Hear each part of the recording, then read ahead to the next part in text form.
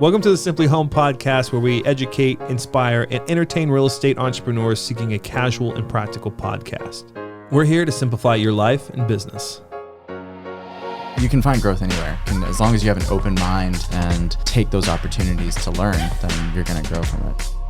The easiest thing too is just always being in your zone of genius. What you are passionate about and are good at. The mindset shift is drastic when you're thinking of I am this person as opposed to I want to become or one day I will be is huge. I feel like a lot of real estate companies have been putting a focus on themselves, basically.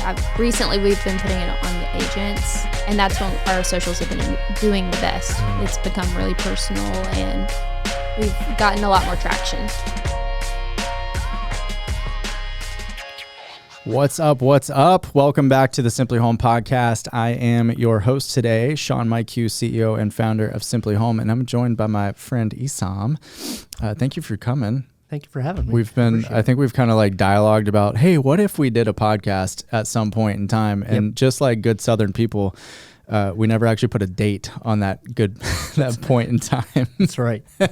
So how long have you been with 3 years? Joined in December of 2020. Oh, was it 2020? Yeah. Okay. All right. Yep. So almost 2 years. Just feels like 3 years because we feel like family. Yeah, exactly. All right. So 2021, I pulled some reports, so correct them if they're wrong, but 10.1 million in sales in 2021. Yep. And you were up 31.8% year over year from 2020 to 2021.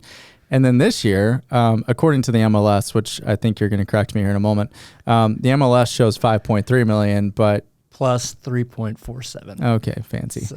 All right, so 8.77 million in sales, and it is June 15th. So that's cool. That's good. I'm not complaining. It's like, money's cool. It's been busy. So yeah, busy's an understatement of the year. Yeah. So I want to know your story. I don't really know your story at all. So What is your story? Kind of like, however much you want to share of your backstory, and then how did you stumble into this wonderful real estate business? So I went to school for computer science and got a management minor. And so I was doing healthcare IT from 2008 all the way up to 2016. Nice. And I had a friend of mine tell me that, hey, you'd be great in real estate. And I picked it up, honestly, as like a side gig. It was going to be to earn some extra money, buy some cool stuff, and then, just keep doing my healthcare IT job. And a couple of things happened. I ended up getting fired from my job. And that happened at the end of 2016. And everybody was telling me to go get another job. My wife, my friends, everybody, my financial advisor was saying, hey, go get another job. I already had my license at that point. I was just kind of doing things here and there, but really wasn't selling a whole lot. I think I'd sold one house at the time. And then talked to my dad, and he said, if you want to go for it, go for it. And I was like, all right, I'm going to do it. So went and talked to my wife, told her. I actually waited probably about 6 hours and told my wife after that that I was actually let go from my job, and did the real estate thing. And first. She loved you even harder, right? She did. Yes, she did. How was the view from the doghouse out there? Was it good? It was good. It was good. But yeah, so the first 9 months were absolutely terrible. Everything that I felt like I did, just nothing was working out. And August of 2017 really just changed everything. And everything that I'd worked for those 9 months kind of finally all happened right in that time. So I had my son in the meantime there in May of 2017. So I started a new career and was having a child, and it was just like the worst. Yeah. But it all kind of worked itself out, and it's been good ever since. But that was tough 9 months. Yeah. I was similar. I had my 6 months of hell. Yep. And I almost quit. Did you almost quit? I did. Yeah. It was that if it didn't happen by September, October, I was going to go interview at places. So what shifted? You're in like 9 months of hell here. Yeah. You're looking at your newborn, you're looking at your wife who's looking at you going, hey, what are you doing about this? Nothing's working. Yep. Right. And at this point, I'm sure, because for me, I was like full of self-doubt, right? Yeah. You hit that point where you're like, yeah, okay, well, I suck at this. I suck at life. Like everything starts going downhill. What shifted for you that it started to work? Honestly, I think it was just everything that I had been working for, because like I was doing everything. I was door knocking, I was doing open houses, I was doing videos, I was editing those videos, I was putting posts out there. Like social media was like where I was kind of going at. And everything that I had been working on just kind of hit right in that time. And it was all, I say that as dumb luck, but I mean, at the same time, consistent action over the course of those 9 months, really just kind of, it all hit there. And, that was like my first over $1 million. I had a $2 million house in Franklin that went that month.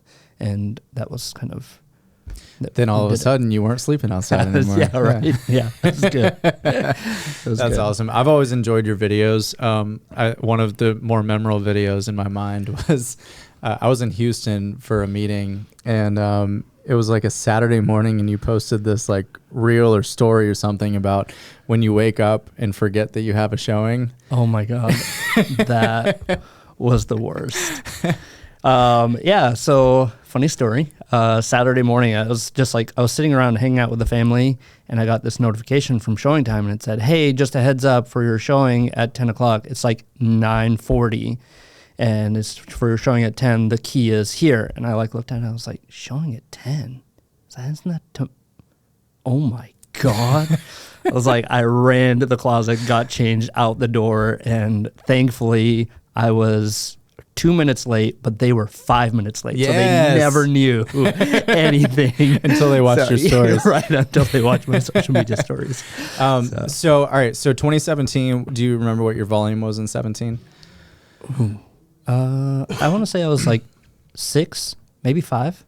So I feel like you stayed kind of consistent there for a while. Yeah. Right? Yep. And then last year you went up to 10, which was a 30% increase. So in 2020, I guess you're around high sixes, mid sixes. Yeah. So what, have your habits changed, or are you starting to get like repeat business, or both? So it's a mixture of both. For me, it's all of my business is referral based. I do the social media stuff just to kind of get my name out there and make sure that people still know I'm doing what I'm doing. I'll run ads on Facebook and stuff like that, but there was only one person that I got from Facebook last year. And then all of my other stuff it's strictly referrals. So past clients or friends of friends are just sending me people. And so it's just building on top of that. And that's why, May of this year was so crazy. Like, I think I had close to $6 million in volume just in May. And it was all past clients and people that had referred me out business.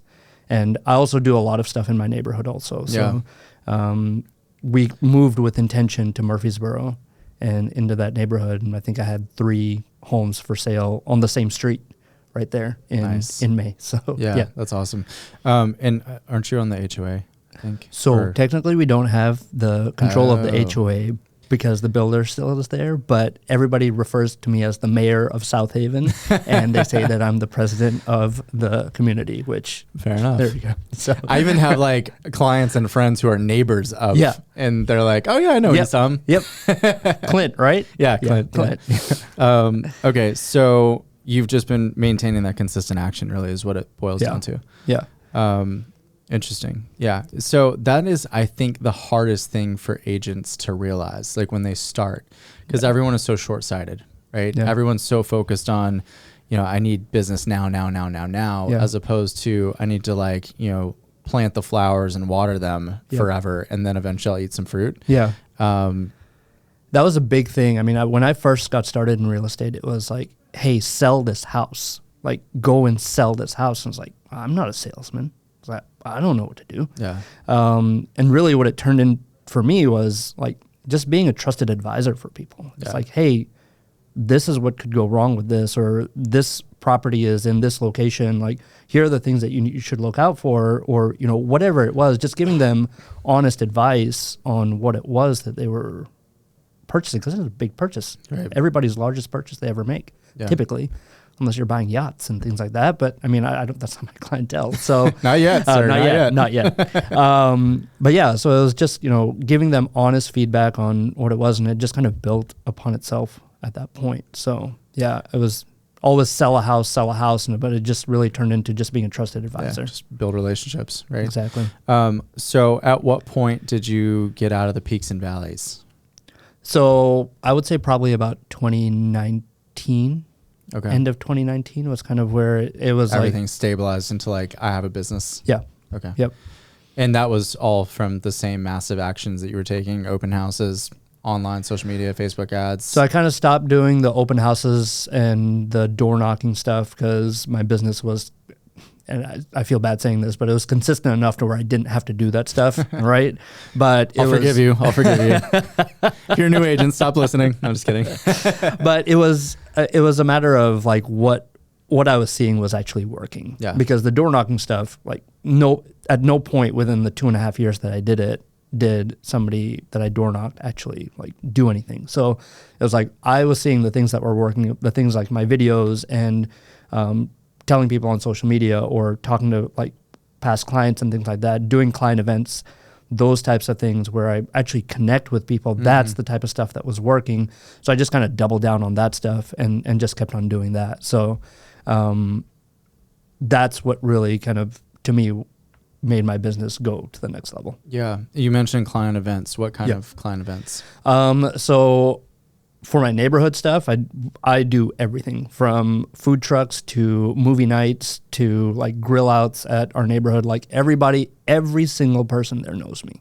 I'm not kidding. You're taking farming to a whole new level, but it works. And I also farm there too. Yeah. So I was like, when I first got there, we moved there with intention. Like I knew that I was coming into a new neighborhood and I wanted this to be somewhere like my family would want to live. And if my family wants to live there, other people are going to want to live there. So it was like, I started doing these events and everything, doing the mailers, and, everybody knows me. Like I was at the pool the other day and I walk out and this lady is like, she's picking up her mail at the kiosk or whatever. And she's like, "Hey, is this you?" I was like, "Yeah, that's me." So I wouldn't introduce myself. So I was like, everybody knows. I'll see a food truck night on Thursday. Right. So that's in my neighborhood. And then every year I do a client event at the Sounds game. So just rent out like the advanced financial deck or whatever and just do food and have my clients and everything over there. It's a lot of fun. So I assume you track all of those things with a IT background. You're kind of nerdy like me, right? Yes. Yes, I am. So what's your typical ROI on events to income? So I would say each one of the events that I've done, I mean, as far as like past client events or client events, I would say I would get at least 1 to 3 referrals just out of doing those events. And then even like my neighborhood events that I do, like everybody knows I'm in real estate. Everybody's coming up to talk to me. It's like, "Hey, did you see this house?" Or, "Hey, you have this house listed." It's like, "What did it sell for?" And so they're talking to me about real estate. So when it comes time to sell their house, I'm the guy. Yeah. Right. I'm at least in the conversation. Yeah. So, fair enough. All right. So the last couple of years, the market has been insane. Madness. Absolute madness, yes. Right? You can't sleep, you can't breathe, you can't eat, you can't do anything. Nope. And if you do, you lose the house, right? How did you overcome those challenges to have your, based off of my research, best year on record? So I think a lot of it is building rapport with your seller's agents. I do work a lot with the buyers and have listings as well. But with buyers, I think it's really just building a rapport with the seller's agent, figuring out what it is that the seller wants, right? A lot of people, I've heard this from other agents too, is like, "I'm so glad you called me," because everybody else is just either texting me or just sending me an offer. Yep. Like they're not talking to me. It's like, how do you know? Relationship. Right. Again. Yeah, exactly. So like, how do you know when they want to close? How do you know, like, do you know if they want occupancy? Like all of that stuff matters in an offer. And when people are just throwing stuff at the wall, it's like, they're not getting it. So it's like building those or those relationships with the seller's agent and then figuring out what the seller wants and then in turn writing those up. Yeah. So. Yeah. How did you manage your clients' expectations through the difficult low inventory market? We had, there's a couple of people that, gave difficulty, like when an offer wasn't accepted. But it was like, look, one of them, I think that we submitted on, had 56 offers.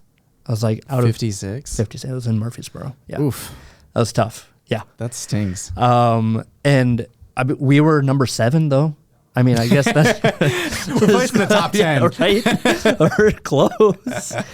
But The other 6 were cash. yeah, right. But yeah, I mean, I think it's just, as far as that goes, managing their expectations was just making sure that they knew, like, going in, look, we are up against a lot here.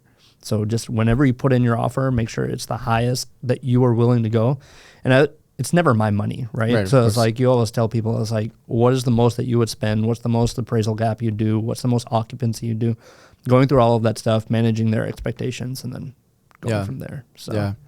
All right. So you're always sharing photos of your kiddos. yes, So you have 2. I do have 2. Yes, How old are they? one is, my son is 5 years old, and my daughter is 3 years old. So son just turned 5, and then daughter turned 3 in January. Yeah. So How do you juggle being a busy top producing realtor and your time with your kids? so Literally top producing. Number 1 in the entire company out of 400 agents in the month of May. oh, is it 400 now? Yeah. Oh, okay. I put 300 plus. I guess that's still right? Yeah, that's right. So yeah.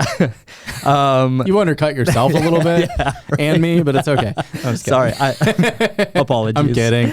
No, I think the work from home stuff, COVID was terrible, worst thing ever. And but I think it allowed me, like, the flexibility to know that I can work from home, do my stuff at home, have a dedicated office, and, you know, being able to get up there in the morning, start working, and then my kids will come up. I can take a 5-minute break, a 10-minute break, just to hang out with them. And then if I don't have anything to do, like, we can go to the pool and hang out. And if I'll take my laptop with me in case there's something that we have to do, right? Like write up an offer. And I did do that 2 weeks ago. I wrote up an offer at the pool. And, you know, it's just a matter of making sure that I'm taking care of everything that I need to for my business, because that is absolutely the most important thing. And when I left when I was fired from my job, We can go with left. That works.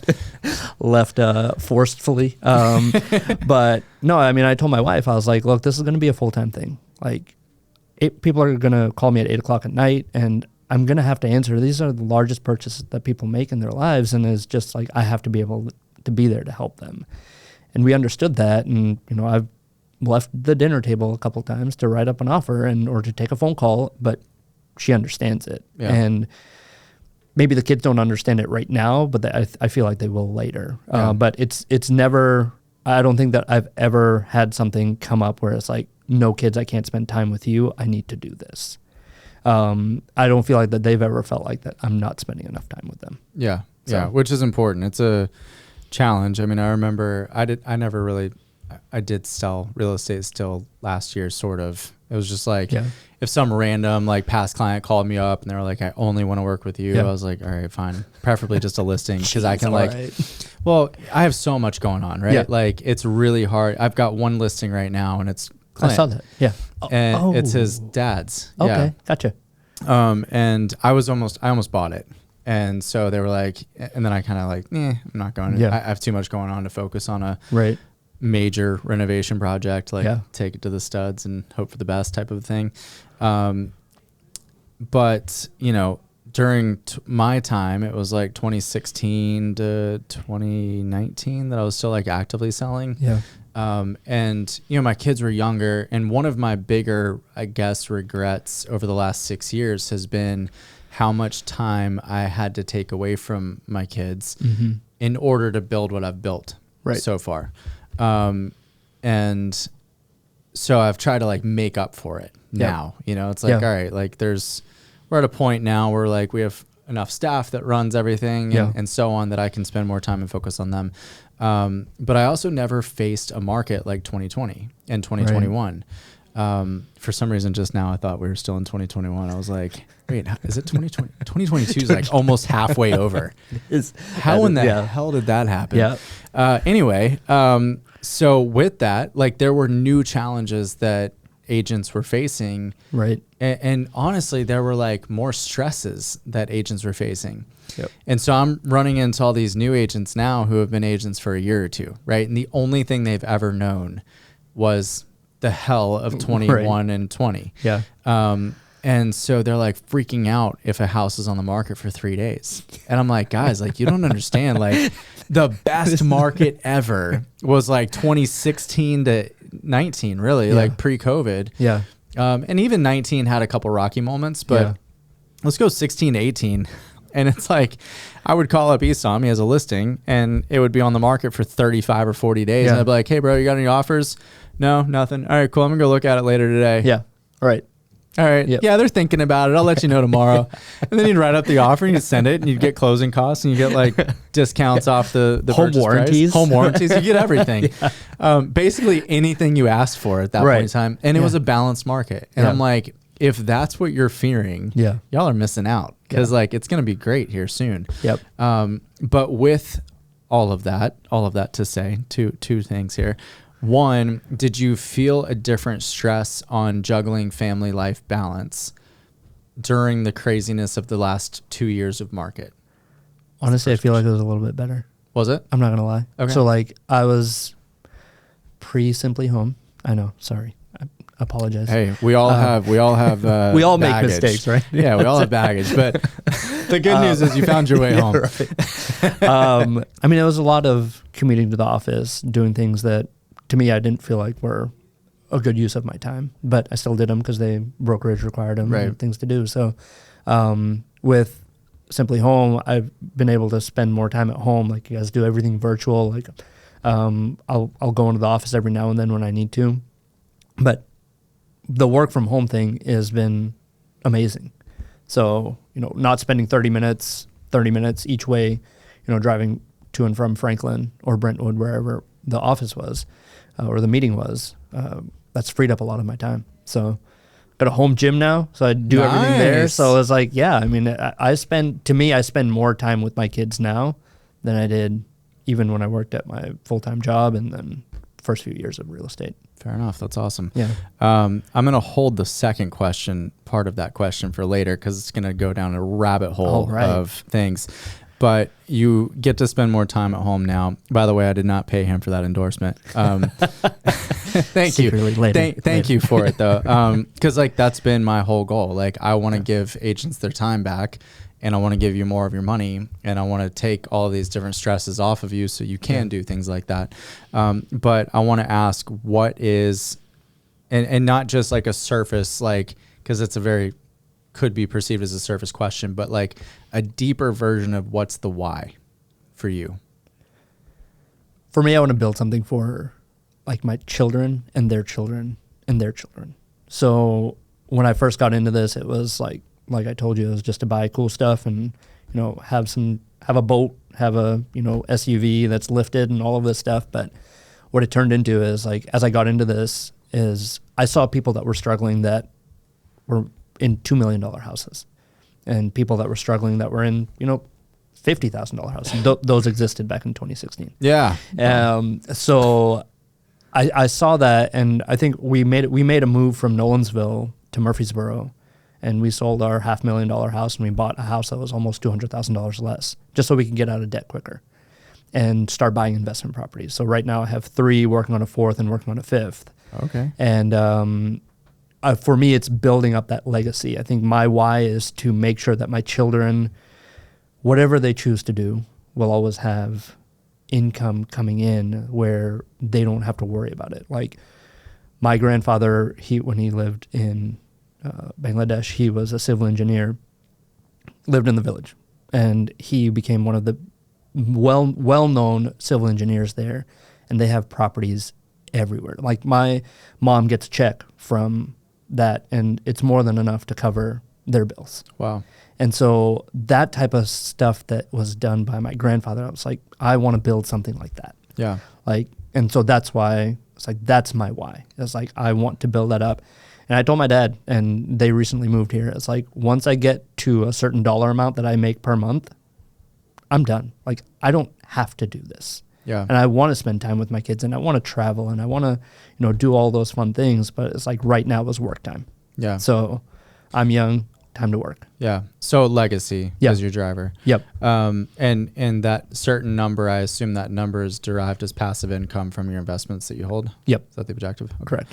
And are you a long-term rental guy? Are you a short-term rental guy? Are you a all long long-term term right best now? return? Yeah, exactly. All long-term right now. I am buying Airbnb at the end of June. And then... Are you buying one of our projects? I am. Or, yeah. So buying that one, and then I have a laundromat that I'm possibly looking into. All right. So I'm expanding my just like long-term rentals stuff. Yeah. So. Which I fall into that trap all the time, as if I don't have enough going on, where I'm like, man, maybe I should buy like ATMs or billboards or say it's freaking all boutique to keep my wife occupied and make money instead of spend it. I'm just kidding. If she listens, please forgive me. Forgive me, Father. I do not know what I've done.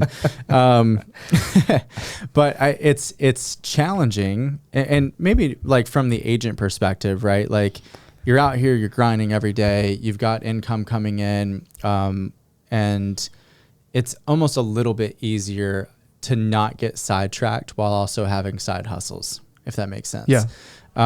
For me, like we now have 4 companies, which pull me in 400 directions, if we're being honest. Yeah. And so like when I have those little thoughts, it's almost like this devil on the shoulder moment. Yep. Of you're like, I want to do something new. And then you like look at it and you're like, I don't have time to do something new. I need to like stay focused. Do you fear anything like that where you go to buy a laundromat and it becomes more of a time suck than it should be? Because it should be an automated passive income stream. Or yeah, I mean, for me, I think that I look at you and I see you are an operator of a business, right? Or 4 businesses, sorry. Yeah. And so like when you get in the weeds and you do it, like you figure it out. Unless you just get in there and do it, you're not going to know, right? So for me, I did the long-term rental thing, learned a few things as we did like renovation projects and things like that. I feel like I have a good handle on it at this point. This Airbnb that we're getting ready to do, like I don't know a whole lot about it, but I'm going to learn. Yeah. And then the laundromat, same thing. Like if I end up getting it, like I'll learn it. And if it's a time suck or if it doesn't work out, then, cut your losses, you sell it, maybe you make a profit. Yeah. Then you move on. But to me, it's just like operate. You have to do it in order to know whether it's going to work or not. Yeah. You want to know who's the worst ever at flipping houses? Who's that? You? Me. I flipped one time. Make a profit? No. Oh, okay. No, sure didn't. Well, actually, no. Yeah, we lost $1,800. But more importantly, I lost 4 months of my life. Oh, well, That was bad. the problem. Yeah. Yeah. Plus the gas back and forth to Hermitage from Murfreesboro. It was a bad decision. What year was this? A year in which I shouldn't have lost money. Oh, okay. 2018, I think. Okay, gotcha. Yeah, I think Should have kept it and then sold it in 2020. Yeah, should have, could have, would have, 2020, right? So my challenge is I look at a flip as let me finish it out the way I would want it. And that is fatality number 1. Yes. Yeah. Big whoops. Yeah. So got to be okay with the fact that people are okay with living with carpet. I bet you it was a really nice house. Oh, it was gorgeous. Yeah, it was beautiful. God bless you, 531 Bighorn. I'm looking that up later. So your long-term rentals, are they all held in Middle Tennessee, or are you venturing out? All in Middle Tennessee, Laverne, Smyrna, and Murfreesboro. Do you feel more comfortable knowing like your market, or would you feel comfortable holding a rental in some other market that you don't quite know? I like doing what I know. Being here, knowing this market, knowing like all the companies and everything that are coming here. Like I don't see Middle Tennessee having like a recession or a housing crash. Oh, I'm so glad he segued us for me. That was beautiful. Well done. Yeah, hey. I don't see that happening, at least in the next 5-7 years. I really don't. And so like, I want to do what I know. And that's based off of like the long-term rental. But again, kind of dip my feet into other things, but here in Middle Tennessee. Yeah. Awesome. So happy segue. Great job. And that was my I promise I can't see your notes. Yeah. So Okay. Well, if you could, you couldn't read my writing. So there's that. That's true. So the market and the future. And that was my second point that I was going to get to earlier. And it's a total rabbit hole conversation. Obviously, there's no shortage of noise happening in the market right now. I was texted yesterday from my friend at Channel 5. She ended up getting Santana. Do you know Santana? I do. Yeah. Okay. Yeah. She ended up getting Santana on there. And they were talking about this Redfin report, which poor Redfin, they're on the struggle bus. But they were talking about this new report that came out on the affordability index, essentially for purchasing a home in Nashville. Yep. And to purchase the average priced home, which is in the 460s, I think. Yeah. Right. Mid 460s. You have to have income around 80,000 or so to be able to qualify. Yep. And then I had another conversation this morning where somebody's tossing around the possibility of a 40-year FHA and potentially a 50-year FHA. Wow. Which is interesting. And the fact that it's really going to help the affordability for those people who, example, we had somebody come the other day, they had 100,000 saved up for a 400,000 purchase, so 300,000 loan amount. Yeah. The rates were 6.625 because they had a little bit under credit. They were like in the high to mid sixes. Yeah. And with 100,000 down, they couldn't qualify at $60,000 in income. That is madness. It is madness, and it sucks. And so it's one of those things where I do think like a 40-year would help that person, right? But you just stated 5 to 7 years. I do agree that Nashville's insulated. Do you think that we're in a recession today? Housing market wise? No, just national market. I don't know. I don't think so. Okay. I definitely see like inflation and everything happening. If more people were kind of sitting on the sidelines on doing home renovations or buying houses or investing, things like that, maybe I'm just looking at a particular demographic, but I personally don't think so. Okay. But so interestingly, I watched a report the other day from Davos. I don't know what Davos says. It's World Economic Forum puts on Davos, and they were in Geneva a few weeks ago. And in the conversation, it was an economic outlook for America. In the conversation, it was the spokespeople in the panel were the CEO of PayPal, the CEO of NASDAQ, the former economic advisor for the Obama administration, and then a sitting senator from Pennsylvania, Republican senator. And they were talking about the quantitative easing that took place during COVID. Remember, they were buying all these mortgage-backed securities, pumping all this money into the economy. And based off of their discussion, $2 trillion was pumped into the U.S. economy. Wow. That's a which lot. is I guess the beginning of the inflation issues, right? Yep. That took inflation up to like 5%, according to a chart I read the other day from some government source. And then there was a spending bill or some bill that just got passed recently that was like $3 trillion total. It was like 1.4 here and 2 there or something. And that's what like really pushed it over the edge on the inflation. However, the interesting stat here was of the $2 trillion that was pumped into the U.S. economy, only $100 billion has been spent. Only. Interesting. Yeah. So U.S. consumer balance sheets are in this really strong position, which is why I think we're seeing a continuation of spending and so on. Right. And one of the things that they noted was that should there be a recession, they almost feel as though the consumer balance sheet is strong enough that it'll actually ride them through the whole recession. Right. Yeah. And also interesting, the definition of a recession is simply 2 quarters of negative GDP. That's all it is. Gotcha. So by the time you report the second quarter of a negative GDP, you're already 7 months into the recession because there's a month delay behind that report coming out. So should a report come out in July that says, oh, the U.S. is in recession, the the media is going to take and be like, we're in a recession. Yeah, Oh my right. God, sell Yep. everything. Yeah. You're going to die. Yeah. But the reality is we're already 7 months into it Yeah. at that point. Yeah. And then another interesting fact that I've been studying this way too much, way I too can much. Another interesting fact is in a typical recession, there's a 30% market drop. And as of yesterday, the market's dropped 22.3%. Gotcha. And by the time you listen to this, it'll be a month old. So it'll be it was like 22.3%, which means that should it be a typical market drop recession, we're already 2/3 of the way through it. Right. And I'm like, I'm excited. Yeah. Honestly. And maybe I'll regret this when this airs, but I'm excited about it because it's something that I feel like there's lessened risk to the American consumer Yeah. because of the balance sheet situation. Now, granted, there are certain income classes that will absolutely be hurt in Right. this, which is Yeah. not exciting. Right. All right. Let me just Yeah. clarify that before I get hate mail. However,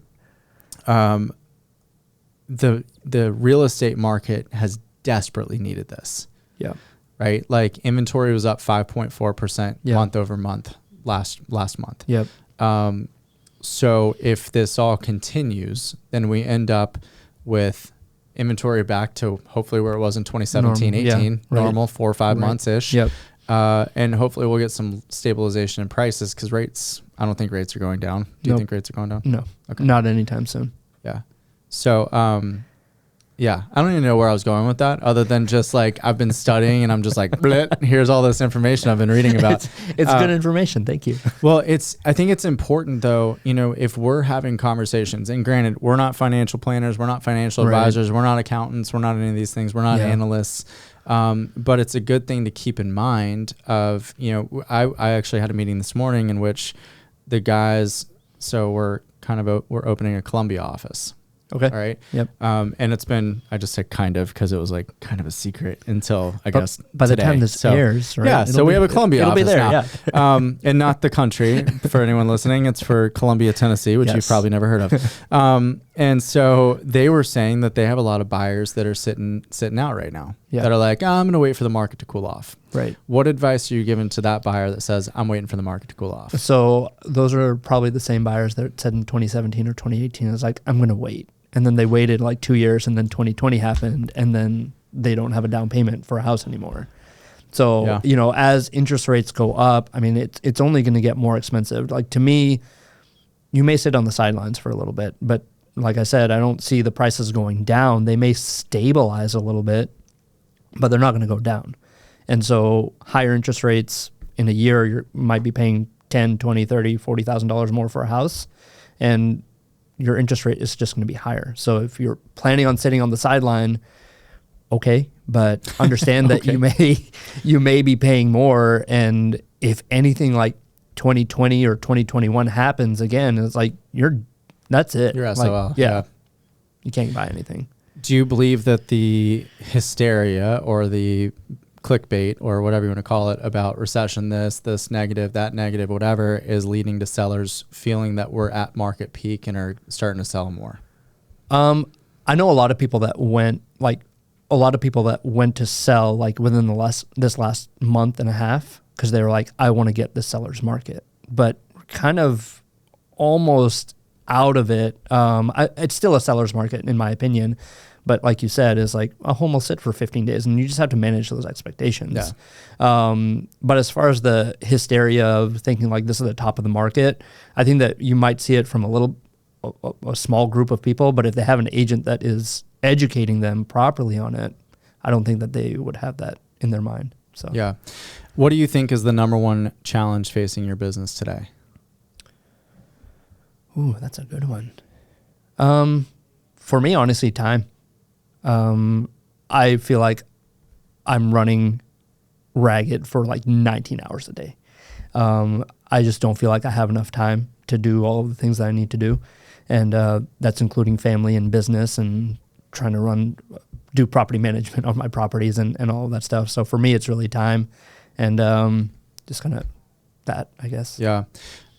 What things do you think could change to give you more time? So my wife is thinking about getting her real estate license. Oh, good. So Well, orientation's July 6th. So once both the kids go to school, which they're doing in August, that she's going to start working on her license. So I think that that'll free up some time for me because she can take care of some of my day-to-day stuff. There's another agent that joined here that, I'm helping her kind of get her business going, but then also kind of passing some stuff off to her, just kind of freeing up some of my time to do my activities that I need to get taken care of. So, okay. I guess I need to do a better job of solving the time problem.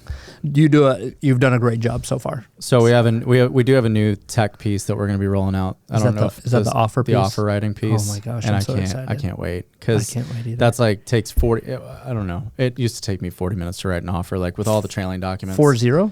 Yeah. Oh. With all the trailing documents? No?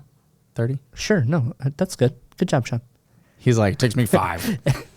For me to do a full offer, like all documents and everything, I think 15 minutes is like really fastest I've done it. Yeah. You gave me your laptop one day. That was the time that it took me to write the offer. Yeah, you had it for a really long time. I think it was like 35 minutes.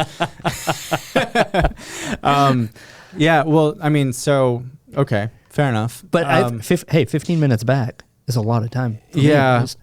Yeah. Well, 30. Okay, let's just say 40.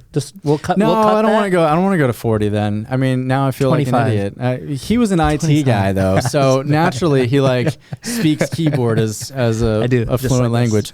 No, but I mean, I do see like think of the newer agents, right? Absolutely. It'll take them an hour and a half to write an offer sometimes, just because they're like, wait, what does this say? Yeah. What's this blank? Right. And so we've shrunk it down to about, we'll call it 5 or so. I'll take 10 minutes of my life back. Yeah, there you go. Every time you write an offer, too bad we didn't roll it out 2 years ago when you're writing 20 offers per client. But yeah, so those are different things. So is that just the purchase and sale agreement, or is that It's all the trailing documents. all of them? Yeah. I like that. PSA, disclaimer, confirmation of agency, buyer's rep, 5-year doc, everything. Awesome. And then what we're trying to do is pull the documents that are listed in the MLS. Yeah. Pull those in and sign also.